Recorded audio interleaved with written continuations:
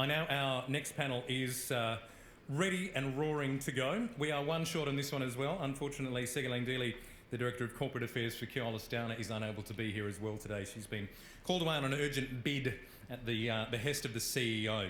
So we are one short, but never fear, I'm sure we'll get plenty out of them. So if I can ask our panellists to make their way up onto the stage. We have Matthew Beggs, he's the Executive General Manager of Projects at Landcom. Sally Loane is the Director of Venues New South Wales. James Carey is the Director of City Future at the City of Canterbury, Bankstown, and he's filling in for Matthew Stewart, who's the GM, who sadly couldn't be with us today, but James is an able fill-in. And our moderator today is Joseph Carrozzi, he's the Managing Partner and National Cities Leader for PwC. Please make them welcome.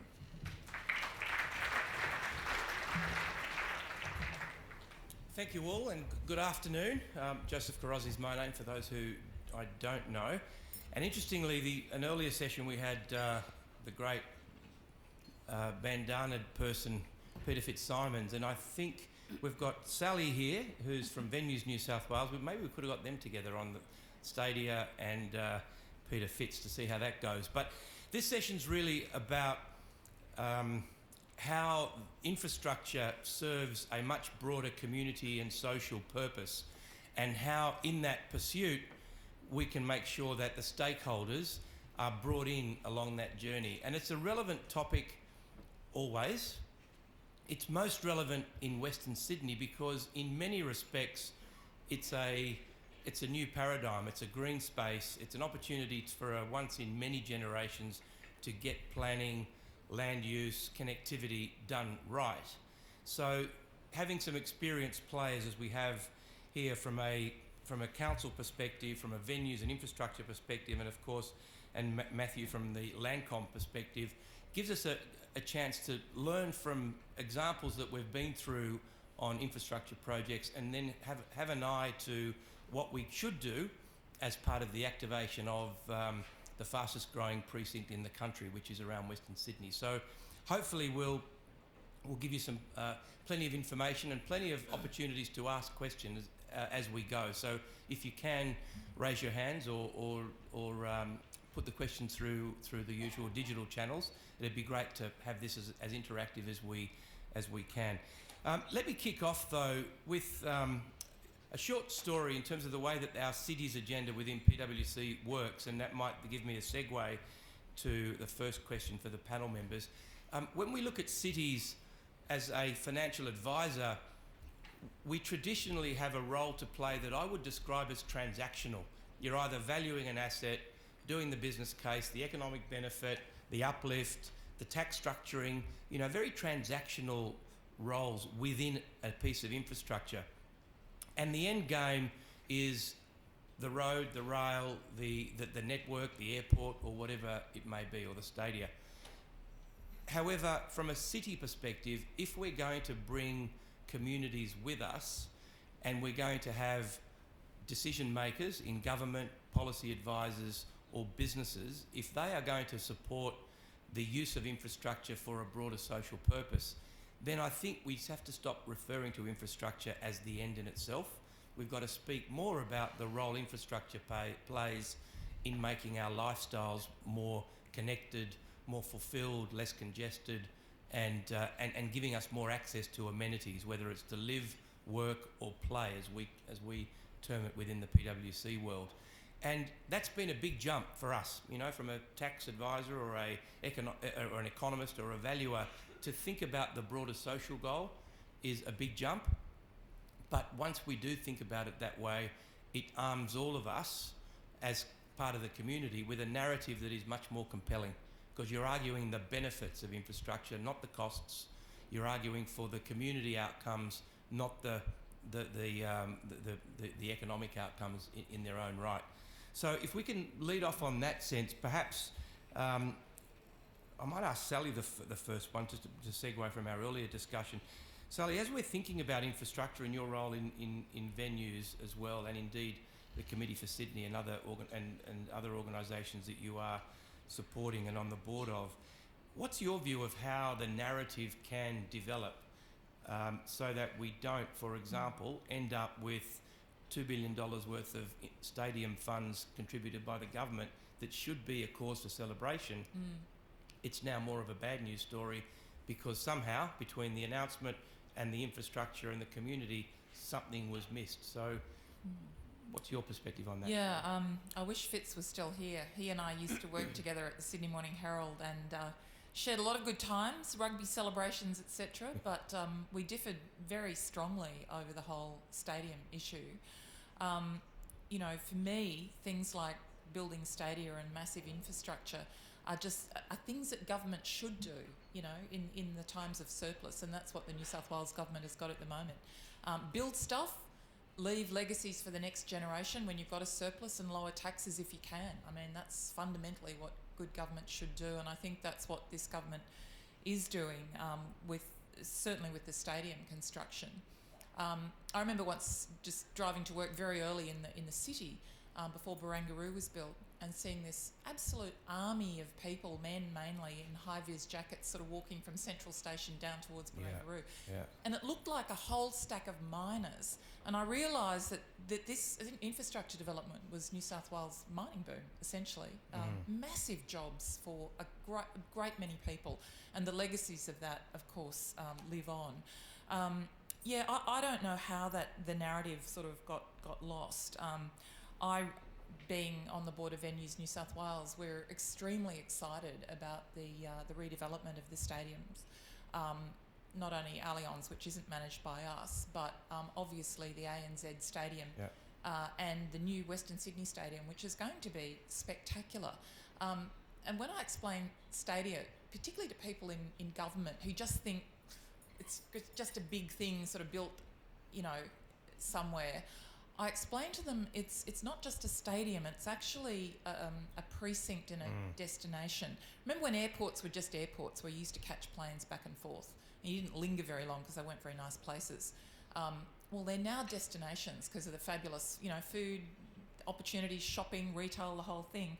So this is what we're really hoping to get from the new stadia that will be built across Sydney.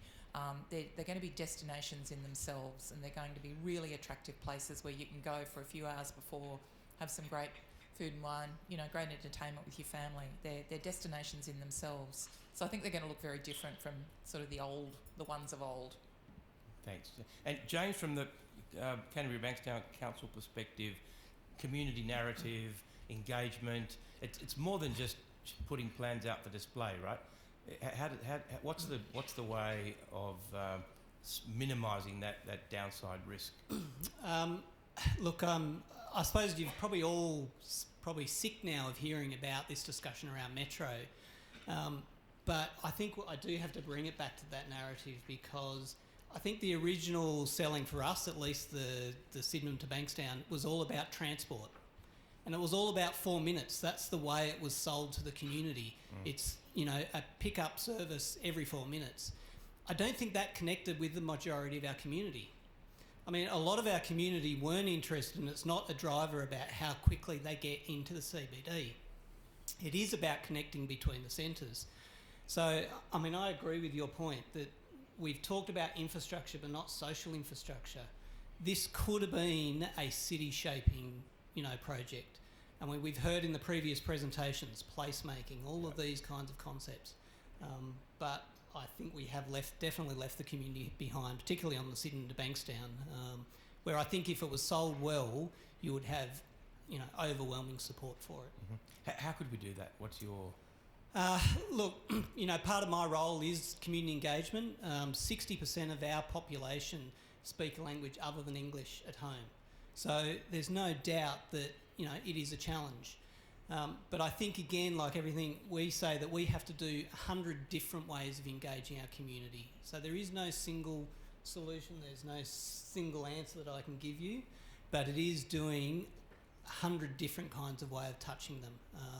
And it's actually what I call a conversation. It's not the bureaucratic approach of holding, you know, I think we're all over town halls. I don't think anyone does that anymore. But it is actually being out there every day. We have staff out there every day talking to people. Unfortunately, I don't think those voices are getting heard, though. It's still, like we all know, it's sort of the loud voice that seems to dominate. Thank you. I'll come back to you on governing infrastructure and the sort of process, timing that it takes, and sort of some ideas there. But just Matthew, from Landcom's perspective, as a big influencer of communities, projects either directly or through joint ventures and developments, just give us a perspective on how the community voice, how early in the process does the community voice factor into a development or a proposal that you either are thinking about, or is it about executing in selling it to the community? At what stage does that community voice get factored in? Well, I would say majority of cases for us, where we've done well, we've factored it in up front. Whether that's because we've done the 101 on stakeholder engagement and at least identified who we think is important and start to craft our plans around that.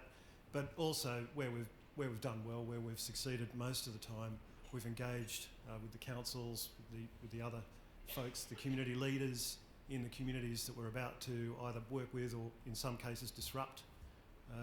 So I think the earlier you do it, the better. It's going to get to that point anyway, because the system is necessarily at a point in time about a decision that will get made, and the community voice will be heard in that decision-making process. We also know from experience that the people at councils know a hell of a lot more about the local community than we do, especially when we start. So it's always a good starting place for us. And councils are very much in that grassroots in the community when it comes to engagement. They know so much about what's going on in their local communities.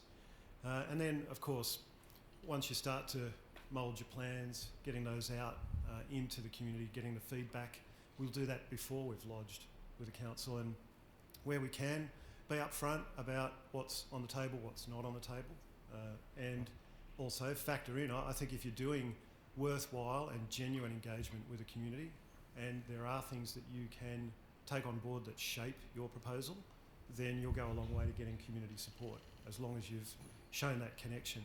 And there's also a way, like I think sometimes you do make concessions along the way as part of being pragmatic. Yep. And some people try to hide those. I think sometimes there's a bit of hubris associated with that. There's a other side of that coin, which is make sure you sell it, or at least catalogue your concessions, and maybe sometimes celebrate them as part of getting that. You referred to it earlier as sell. I think sometimes you do get to a selling of a proposal in the community, but even just hearing the community voice and genuinely listening, lodging, then from there it's council's process that we start to engage in. I want to pick up on something that was raised prior to lunch about, so we've done the pre-lodgement, we've prepared our plans, we've lodged them, we've had them approved. That is never for us the end of the community engagement process. We make sure that while we are doing a project, we talk to the community. There are also, as we create homes for people as part of what we do, the community starts to become our former customers. We'll continue to engage with them, even if it's just information nights, but also to hear from our former customers, and we'll do surveys, and you know, you can get to lessons learnt. We do post operation surveys with customers to see what we've done well and what we might be able to improve on. We get some surprising results. Yeah, that feedback loop, interestingly, sounds like it's a good thing to do. The danger with seeking feedback is after you've sought it, you don't do anything with it, because people get offended by being treated as mugs, basically. Tell us what you think and we're going to put it in the bin. So how do you go back and demonstrate to communities that we've heard these views? Some of them we've taken on board and adjusted our design, our plan, our amenity, and others, for good reason, we can't accept or we can't act on at the moment. Just that honesty of feedback. It is about being honest. Yeah. And is there a project that you're particularly proud of that you could point to say, you know, we navigated some pretty interesting times and got through? I think we did in a project at Minto that I was involved in, where we took an existing community of almost 100%, I think it was 99.9% public housing as the Minto estate before we started, and we did a lot of genuine consultation, engagement with that local community that was going to have some fairly heavy impacts. Now, our point of view was we're making a positive impact on the community at large, and it was the East London concept of forgot what it was, just make me normal or whatever it was. So our working sort of behind the scenes mantra was aspire to ordinary. All we wanted to do with that community was get it to what it was like for the rest of the community. There were 1,000 families plus at Minto that didn't want us to intervene at all. They were happy with the way things were. They were, just leave us. And you talk about disadvantaged communities. It would be one of the most disadvantaged communities that we'd started with. It felt like years. For years, we consulted with that community. Admittedly, we got off on a bit of a disingenuous footing, because the announcement for the project was made on a sort of Friday morning outside people's homes before we started, and that's how some people found out that this project was proceeding. And I think that's a lesson. That was a really big lesson for me. Never announce a project before you've told the community it's going to happen. So we were, from that moment on the back foot, spent years navigating and consulting with that community. And in the end, the proof's in the pudding. So years later, we've completed that project. The people who are in the social housing that went back into the community, it's been a 30-70 split, so 30% social housing, 70% private. There's a lot of work done to get to that 30%, and the people that remained, and even the people that had to move, can now see the benefit of having been through the process, been consulted along the way, and it wasn't just we'll stop talking to you as soon as we've got the approval. I'd just add one point if I can. I think the failing that we have is we use the word consultation and we wrap everything up into that one term. We've got to be very clear up front. Is this an information that we're giving? Are we actually giving the ability to influence a decision, or are we empowering? And I think, again, it's part of the honesty. We mix those three together far too much. And I'm sorry, because your point was, what did we change? We changed plenty. You changed plenty. So there were plenty of things that changed, even the pace and staging of the development, what was kept, what wasn't kept, and what sort of homes people would live in if they remained in social housing. Right. I also think you need to be brave, and you obviously need to consult, but you need to be brave too. If you've got a vision and you know what's the right thing. I remember I used to be a journalist, and probably a bit like Fitzy, I kind of, thought that some of the developments that were going on around Sydney weren't terrific, and one of them, of course, was the big toaster development. Remember that, done on Bankstown Point, and all sorts of journalists were railing against that. It was going to be dreadful, and Alan Jones, I remember.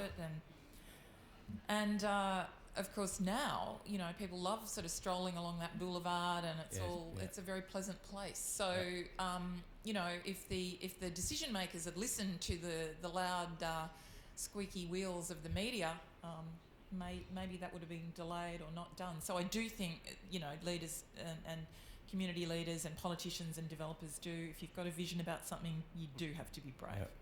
And it took a lot of courage to proceed with that project.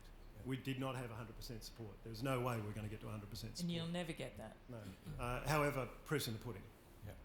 So just trying to lift, and I might come back to you on this, James, again. You're trying to lift beyond a development, which is sort of the detail, and it's having a lens that I think the Greater Sydney Commission. I'm not sure if Jeff or his folks are here, but or anyone from the Greater Sydney Commission is here. But the way that the GSC has developed a narrative that joins up interest groups, communities, regions, local councils, and sort of says what outcomes do we want for our cities, and we want 3 cities and 3 interconnected big regions. If I was in your shoes at a council area, I'd think, well, that's our job. You're sort of eating into our turf. But then you look at the city deal, where 8 councils came together with the state government and the federal government and signed Sally, a very courageous document that may be politically courageous, because you're linking different political persuasions into a commitment to a community that is enormous. Is that something that you're proud of in terms of policy making? The demarcation between council and GSC, planning, visioning, big picture, to making it happen on the roads in a suburb. Tell us about how that's... Yeah, look, I mean, I'll first start with, the idea of somehow 26 or 28 local governments in metropolitan Sydney, state, how we try and make that work. Yeah, I exactly. don't know if anyone's got an answer, but I definitely think the Greater Sydney Commission has been a fundamental shift. I would agree with that. And the practicality is now on those collaboration areas. There's already, for example, Bankstown, we're in the process of a collaboration area, which is that it's bringing together state, local, business to try and identify the vision and aspirations for our city in particular. I still think that there's a challenge that we do have, and I suppose it's that political bravery where it doesn't matter what vision and aspirations that is developed. I just don't know if our environment or our political environment allows seeing through the vision. We're still very much short-sighted. Right. And then from the outcomes, one of the things that councils might see, which I think is another positive from the GSC, the idea of using business, community groups, education, hospitals, schools, etc., to come together to develop these interconnected precincts. Now, we can't have a health and medical research precinct in every suburb. We'd love to, but how does a suburb, if you like, develop its narrative? If we're not going to have a Westmead in Bankstown because it's in Westmead, what's the Bankstown equivalent? How do you develop that narrative? How do you execute on it? That's a tough process, right? Look, and it's probably tough, but it's also the exciting process we're going through right now. Again, we're bringing together, whether it be the University of Western Sydney that's moving to Bankstown, right through to Vicinity, who are a major player within the city, the whole range of players. What we're trying to really look at is that point of differentiation. We're not going to be Parramatta, we're not Liverpool. What's the uniqueness around us? And I think it is around to our cultural diversity. Right. It's actually interesting when you look at Canterbury. Bankstown has the second largest number of registered businesses in New South Wales. So, that's phenomenal, and that's because we're based on a lot of small business. We're not the huge ANZs that are going to be coming, but that small business is where some of the focus and separation narrative that can probably be. Right. Good point. Matthew, from a Landcom perspective, how do you approach the role that you can make as a contributor towards placemaking and helping our infrastructure become more than... Yeah, you think about infrastructure being the big thing that gets done. Yeah. For me, it can't end there. Yeah. And that's been a very clear point and a clear theme today. If I can sort of go just down a bit of a left turn, I think of one of the favourite projects of mine that I've been involved in, and I can see Tony and Mark Perrich and Mick Owens sitting opposite just here at Oran Park, where up front we had some serious infrastructure conundrums to solve. We didn't just leave it to others. It would have been tempting to leave it to Sydney Water, for example, to solve all of the water and wastewater problems, for Roads and Maritime Services to solve all the road problems. We actually worked across 2 precincts with 3 other landowners to resolve a whole bunch of upfront infrastructure issues. That allowed us to then focus on building a town. Yeah. And when you start to focus on building a town, so that's just a given. All that did was enable us to get on and do stuff. So that's the infrastructure. You sit down and organise what goes into a town. Well, you don't start a town with water and wastewater and roads. You start a town with creating a village, planning up front for all of the facilities that people expect in a brand new town, like education, health, retail, commercial, civic spaces, leisure centres, youth and rec centres, retirement villages, the whole bit. And if you're planning it really well, especially when you're starting, you'll start to work with, I thought this was an exceptional success for Oran Park. You start to work with some of the end users, identify them so that you can craft things for them instead of just draw an imaginary box over here and colour that yellow, and this one here, colour that pink, and so on. So we sat down and did a lot of workshopping with end users who had really done not much more than said, we're interested in coming to Oran Park and we'll pay this much money for this sort of thing. And it was a fairly blank sheet of paper.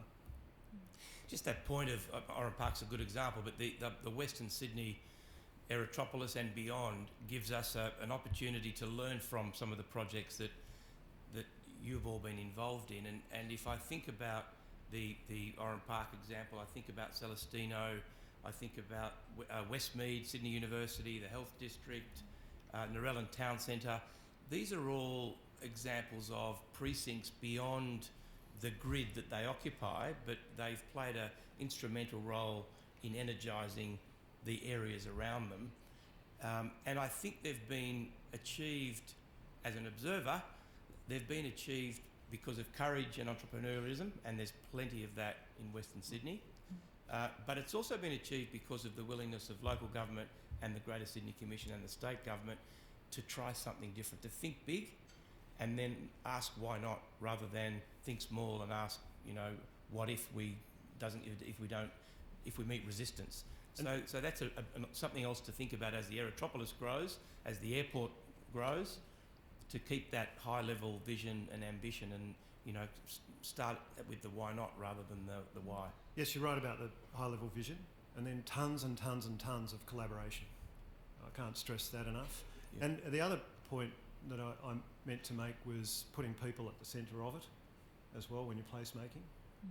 And we sort of, it is easy to lose sight of that when you are planning out a project, but if you're thinking of the people that either are there or will be there, then that's a great starting place. Yeah. And we certainly took that into consideration, certainly with the Western Sydney Stadium, because that was a knockdown rebuild. Yeah. And it's interesting because when you mention stadium, people just think sport. That's all they think about, but it's not. It's going to be so much more than that, because we are thinking about that community, that really diverse community, and how they can celebrate in the very first opening days of the stadium, because it's not just going to be all about sport or concerts. It's actually going to be a community place. It's beautifully situated right there in the river parkland. It's going to be not just a stadium. It's going to be very much a community place, which I think is a whole new way of looking at that sort of hard infrastructure. So it's a good segue to an interesting question. Tough, Sally, but I think it gives you a chance to explain that concept. The question is there an equity issue in terms of livability of regions? And if we look at the new Western Sydney Stadium, could that be seen as favouring the wealthy sports that will occupy and use it over the broader community that perhaps want a swimming pool or other more basic but critical amenities? How does the narrative work that the stadium actually activates healthy living, activates community engagement, and it's not just about the NRL and football, e.g. soccer, getting to use it? How does that work? It's actually it's a rectangular stadium, so it is all about three sports.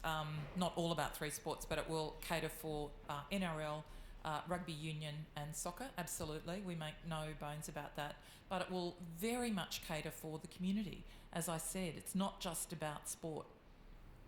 It's about entertainment. There'll be concerts. There'll be community events there. It's going to lend itself beautifully to all sorts of great community events that Western Sydney is so famous for because of its situation, and it's going to be sort of, high tech. The pool is being rebuilt. As far as I know, that's not part of the Western Sydney Stadium development, but as far as I know, that's in hand as well. And I know that's been a huge contentious issue, but I think it's going to be something completely different. I was out there a few months ago. I haven't seen it recently, but it is a beautiful place, and it's going to be even better. It's certainly risen up in the Parramatta region. Well, one of the things that I think government is looking to do, and as an advisor we'd be urging them to do, is to give back the community dividend, because those big sports that are funded by government, and most are, there might be an opportunity for those sports to say, look, we will help you in terms of stadia, we'll help you in terms of facilities, goalposts or lights, as happens. But in return for that, the big sports that have got a balance sheet and have got the potential to contribute, we want you to work with us in Tamworth or in Orange or in Dubbo, where the regional centres don't have the calibre of talent, coaches, facilities and equipment to support the community. But the NRL, the AFL, Cricket Australia and football, the FFA, could well say that we know we're beneficiaries of public funding. We're now going to give back in a different area because the community overall benefits. Yeah. And if we've got active kids, we get active pathways. So that's something that I think the community can be aware of. And I know through the Deputy Premier and the Sports Minister in New South Wales, that's certainly on their agenda to have the sports being seen to give back as opposed to being the beneficiaries of the infrastructure as well.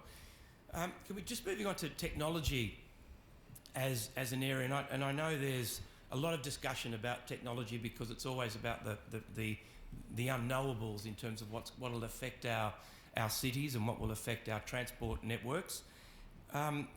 Ideas about how infrastructure and planning can take into account what we used to call innovation, but I don't think that word has landed terribly well. But how can our cities be smart in terms of their utility to residents, not just smart in terms of technology?